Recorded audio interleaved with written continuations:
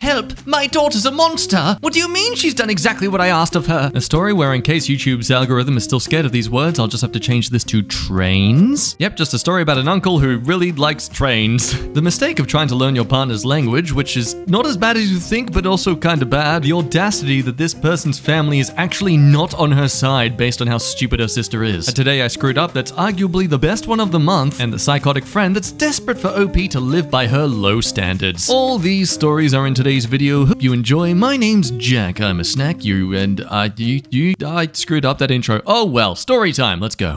My daughter destroyed the room our family was to move into. It has destroyed our relationship. This story began in relationship advice, but mutually, everyone online believed it belonged more so in malicious compliance, with everyone on the daughter's side. And though OP tried to remove everything, thankfully the internet was kind enough to keep it online for the rest of us. Thank you, random internet strangers, for not letting people get away with this. My sister lost her job and couldn't afford to pay rent, so I offered her and her kids to stay at our house. My daughter from the start hated this, as we only live in a 2-bedroom home, so she had to sleep on the couch. I told my daughter it'll only be a few weeks, however, it has turned into 3 months. I still support my sister as she had a job offer recently, but had no way to get to her job. I tried to convince my daughter to trade in her 2-seater to get a bigger car to help my sister and her kids. However, she flat out refused, even after I offered to buy back her car once my sister moved out. After this argument, I was sick of my daughter not offering any help, so I told her to take everything out of her room as my sister and her kids needed it more. She asked me what I meant by everything. I told her everything she owned. This was my mistake, as like her father, she would do anything out of spite. I was at work a few days ago and got a text from my sister asking if my daughter was renovating her room, since men in high-vis vests were in the house. I was confused at this, and when I came home, her entire room was empty. She ripped out all of the furniture, the light fixtures, and even tore down her ensuite bathroom. I was furious at this, as I obviously expected her to only take out her belongings, not to gut the entire room. I started screaming at her about how my sister and her kids have no place to sleep anymore. Well, I mean, they always have the couch. After all, your daughter did just fine, according to you, for 3 months. She tried to act innocent and just kept repeating that I had told her to remove anything she owned. She left after that, taking her car with her, leaving all of us with no transportation. She hasn't talked to me since and ignores all calls from her family. I just want to talk it out with her and get her to believe how inappropriate her actions were. Aw, how sweet. A mummy's just longing for her daughter so she can yell at her and berate her about, what, having a spine? Now let's just rewind for a bit here to add insult to injury. Remember mother's assurance that she would buy back her daughter's car once they sorted out the issue of the sister getting her own self back on her 2 feet? Well, the same commenter highlighted many comments from the OP in the post. Though I offered to buy back her car in the heat of the moment, I honestly would have no way to afford it. My daughter has spent years changing this car and adding all sorts of things to it. Even when she first bought it, I scolded her for spending that much on a simple 2-seater. So even if she trusted this mother to do what she asked of her, she was essentially having her car sold off and not getting it back ever. I mean, yes, putting a lot of touch-ups on a car, which is something that always depreciates in value, kind of stupid, but still, regardless, it's something that she owns and she has every right to be like no if she wants to sell it or not. And if you do think the light fixture tearing out was pettiness, well, technically, according to another comment from the mother here, she did actually own them. Everything that was taken out was something she's genuinely bought for herself and owned. So yeah, it's not a surprise that everyone in the comments is highlighting the fact that this independent adult, a 23-year-old woman, is merely complying with what you unfairly demanded of her. And some more info found in the comments. She shouldn't have to take on the burden she's made herself and work more hours because her back hurts, and she doesn't want to look for a new job that would pay more or be easier on her full time. It's easier to use her daughter. But of course, why else do you have children if not for the extra beneficial labor?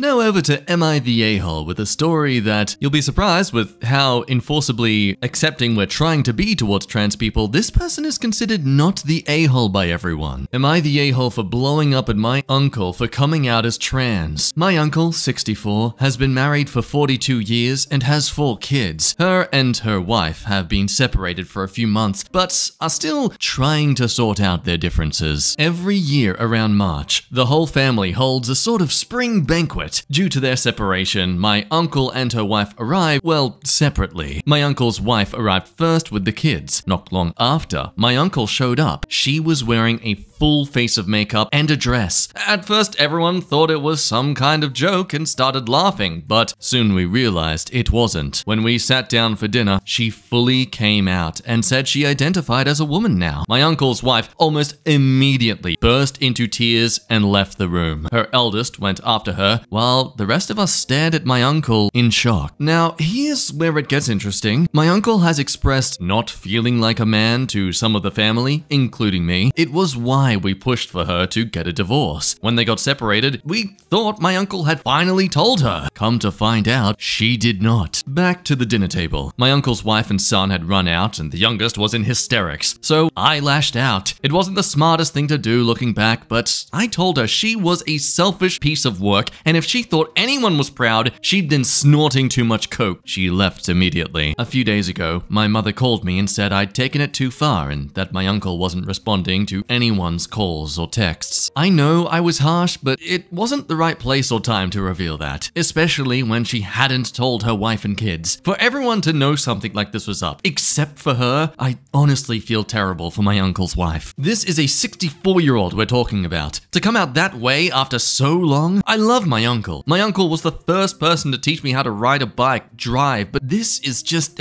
I think I could have been more sensitive. So, am I the a-hole? A quick edit. I've seen a few comments about this, so I quickly want to say, she said she was fine with using uncle or dad, etc., but wanted to be referred to as she and her new name. And just to clarify, her wife and kids did not know. So as you would expect, this has caused quite some divide in the comments. One would say, not the a-hole. You don't wait to come out for that long. And having children? That's just wrong to do to your partner. Which another would argue, okay, so if someone's old, they just have to suffer for the last years of their life because of it? Should old trans people not also be allowed to live a comfortable life? To counter that counter, no, they just shouldn't have lied and essentially stolen another person's life in the process. It just sucks and is very unfair and hurtful for everyone on all sides. And this back and forth goes on and on and on and on. And a lot of points make sense. Like, yes, okay, we can agree that probably didn't even know that she was trans. The accurate definition of it all is something that's only really come to, I guess, like common conversation over the last decade or so. This then brings up another issue of, okay, so are queer people or anyone who is suffering from that closet life not allowed to come out in public? They just must always do it in private and keep up face in front of the rest of the family. To which personally, as a straight white male who definitely has the authority to have their opinion on this, I don't think that's exactly what's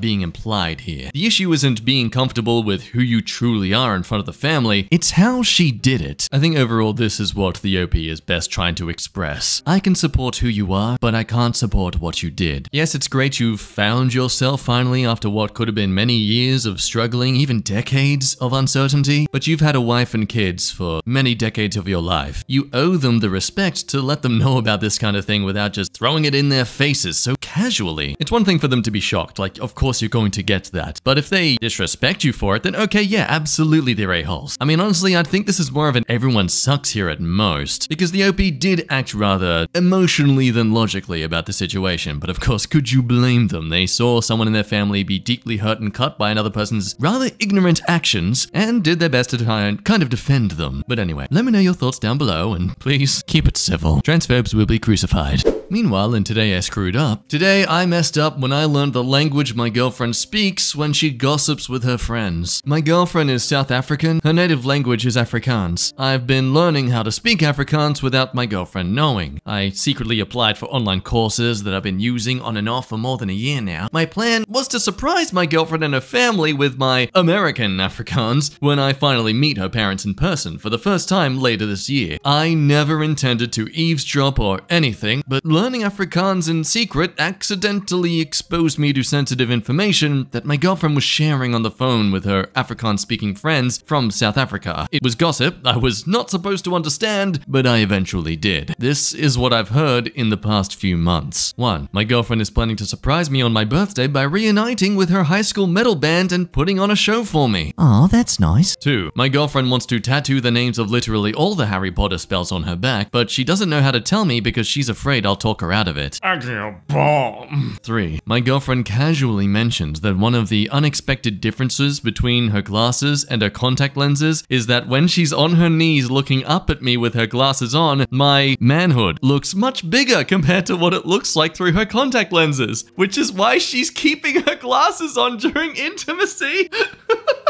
It's like emasculating, but also rather sweet and wholesome. 4. My girlfriend is convinced that my parents are swingers because apparently there are always attractive couples hanging out at my mum and dad's house whenever we visit. Okay, but is she wrong? 5. My girlfriend secretly finished the entire series of Better Call Saul without me, even though we agreed to finish it together. So now she's pretending to have no idea how the show ends. 6. My girlfriend is thinking about canceling the High School Metal Band reunion for my birthday because she's no longer sure if it's appropriate to team up with 2 of her exes that are original members of the band. And 7. My girlfriend expects her dad not to like me. I would have preferred not knowing most of those things, to be honest, but there is no way for me to unlearn Afrikaans, so now I'm cursed with knowing too much while having to pretend I know nothing. So it's basically your version of Better Call Sauling her. There's some great conversation in the comments. Some people actually suspect that she is suspecting him to know Afrikaans now, so now she's just trying to troll him. Yeah, I definitely start slipping stuff into my phone calls like, oh yeah, I'm gonna get all the Harry Potter spells tattooed on my back. Agio bum! I'm wearing my glasses to magnify his tiny schlong. I had to up the prescription, lie at the eye exam, ask the optometrist for the Hubble. I can't see anything now. Driving is terrifying, but my bedroom game is off the charts. That wasn't all that bad. Honestly, thought this was going to be much worse than it was. Yeah, the real question is, how are you going to reveal it to her? My vote is before you have it on. In Afrikaans, say, don't forget your glasses. Honestly, most of this is pretty endearing. You're both clearly into each other. Yeah, okay, we can expect another Today I Screwed Up if he follows this advice. Or just a Today I Screwed, depending on how well she reacts.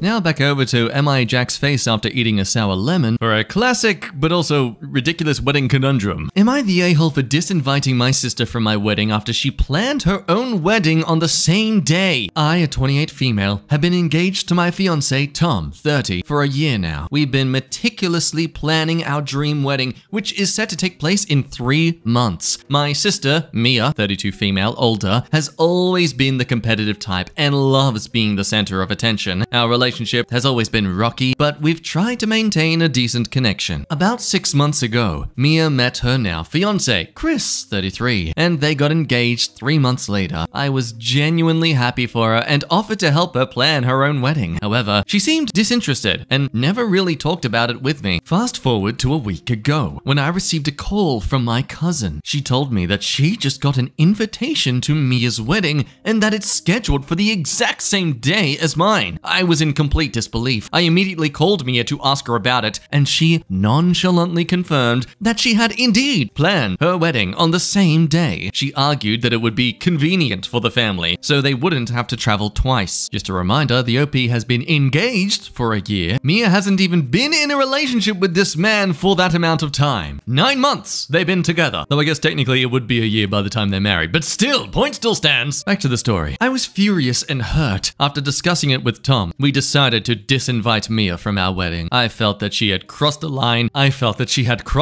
and disrespected the time and effort we put into planning our special day. Mia has since been playing the victim, saying that I'm overreacting and being petty. My parents are now involved, and they're asking me to reconsider, saying that it's not worth creating a long-lasting rift between my sister and me. However, I can't help but feel betrayed and disrespected. Tom supports my decision, but is also concerned about the impact on our families. So, Reddit, am I the a-hole for disinviting my sister from my wedding after she planned for her own on the same day? I mean, it's clear as day that you're not the a-hole for doing this in retaliation. So we'll just highlight the favorite comment here. Not the a-hole. Your sister is a jealous bitch. She gets engaged to a guy she knows for 3 months. Don't worry, she will probably get divorced if she gets married again. May I suggest that day is the perfect day for a vow renewal for you and your husband? But now let's head back over to Today I Screwed Up for just, oh god, this one. Today I screwed up by being deaf in a bathroom. This happened pre-pandemic, back when working in an office was the norm, but it occurred to me this morning you might get a laugh from it. I used to work in this 4-floor office building, home to about 1,000 people, with a large bathroom on the east and west ends of each floor. I mostly kept to myself in the office, aside from a couple of friends. One day, I had to go pee. I walked to the bathroom. In my peripheral vision, I noticed a man walking behind me, so I casually held the door open for him, but without really looking at him. Not even really holding it, just an extra shove so it stays open longer. You all know the move. I walked up to one of the urinals. They were all open. I just grabbed a random one. The man behind me did not go to the urinals. He did not go to a stall. He did not go to a sink. He just stood behind me, weirdly close.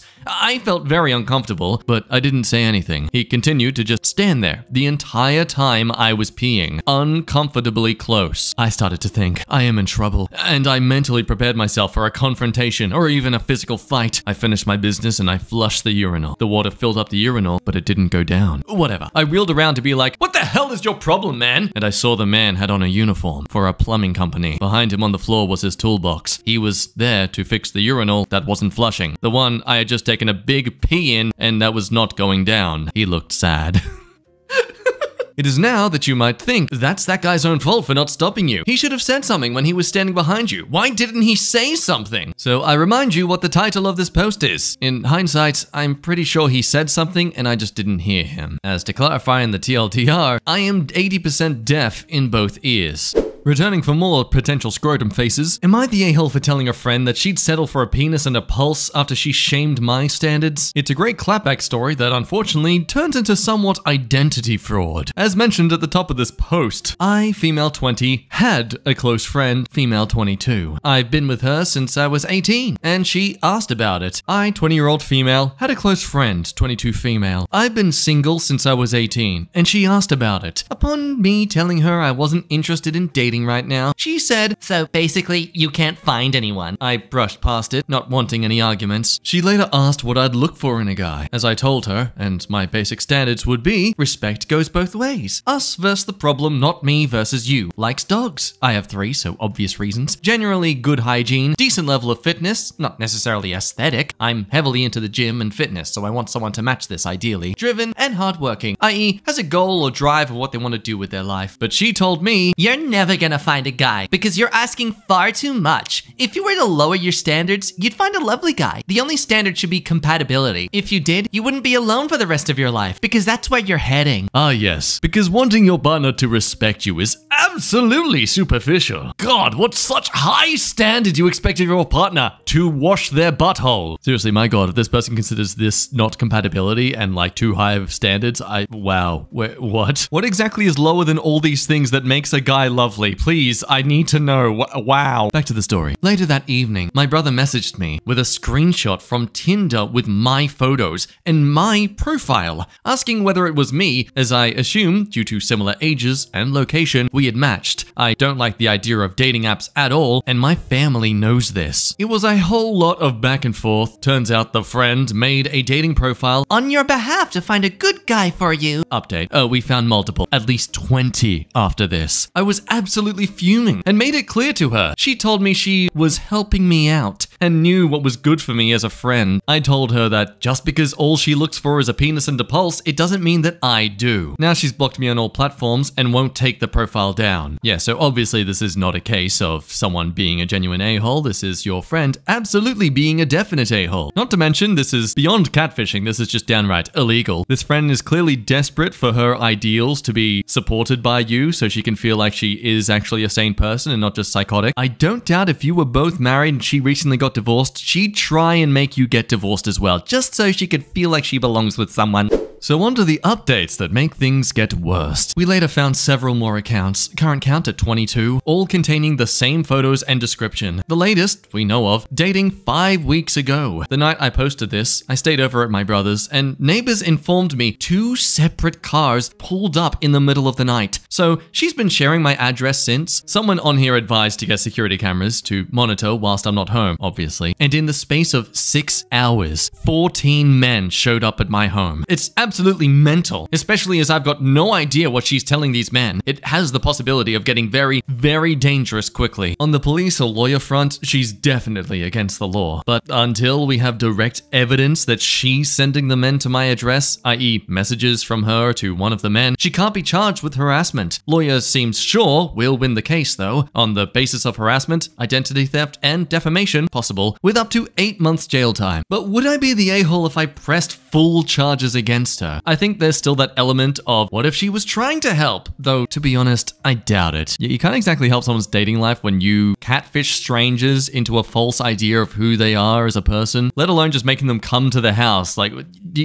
how many guys go straight to someone's house thinking they're just gonna chat and have a date versus try and hook up? So, myself and a group of 5 others, including my brother, are waiting at my house for a few hours to try and speak to anyone who arrives and find out what she's told them and to gain any evidence. We'll update in the morning as to how that goes. A lovely hotel near where I live has very kindly offered a room free of charge for the next 2 weeks whilst it's unsafe to stay at my home. For myself and the 3 dogs, the support has been overwhelming. Damn, where do you live? This is like a hotel is giving this to you for free? That's my god, the hotel. They're part of this whole scheme. This is all a plan to create a dramatic story so they could be advertised out of a kindness of the OP's heart. But yeah, in all seriousness, this is a pretty scary thing for a woman to experience, no doubt. Some people will advise that Tinder, if you get in contact with them, they can take the profile down, but of course, that's just one of the 22 out there. Not the a-hole. Make a profile for her. Under the interests, write penis and a pulse. See how she likes it. Yeah, it honestly sounds like your friend had a bloody cascade of personal trauma that she never got over. But yeah, clearly not the a-hole. Overall, that is as much information we can get for now. Hopefully, OP comes back soon in a couple of weeks, or maybe even a month when the court case happens, with an update to know if whether or not this ex-friend has gotten her just desserts. All the best to this ex-friend finding a penis and a pulse to pay for the legal fees. Anyway, friends, that's where we'll end today's video. Thank you so much for reading all these stories with me. Hope you had some fun. I'ma go enjoy a bit of an Easter day today. Hope you do as well. Remember to drink some water, and I'll see you next time. Bye-bye.